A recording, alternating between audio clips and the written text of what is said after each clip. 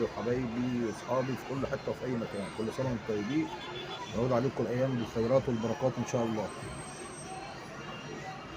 طبعا انا يعني لازم الواحد يبقى هادي طبيعي، اي بني ادم خلقه ربنا لازم يبقى طبيعي وهو بيتكلم.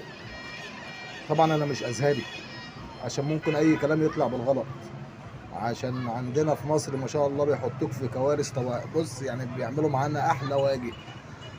ليه بقى؟ عشان يطلعوا الشيطان اللي جواك او يطلعوا اي كلام انت ما انتش عايز تقوله اصلا. كلام جميل، فممكن اي كلام يتقال في وقت غضب. فمن واجب الناس اللي منورانا طبعا على القناه تصحح لك او تفيدك بالصح اللي انت ما انتش عارفه. تمام. احنا عارفين ربنا كويس الحمد لله،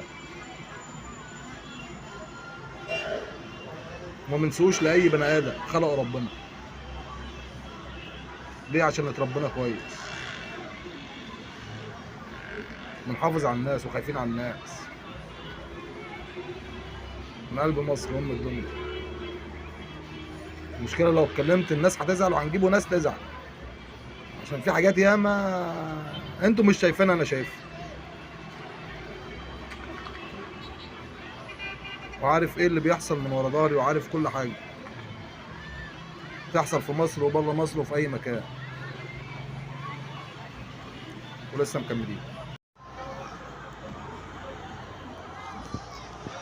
بعدين ما بنقعدش على كراسي حد، احنا الحمد لله كراسينا متقيفه علينا.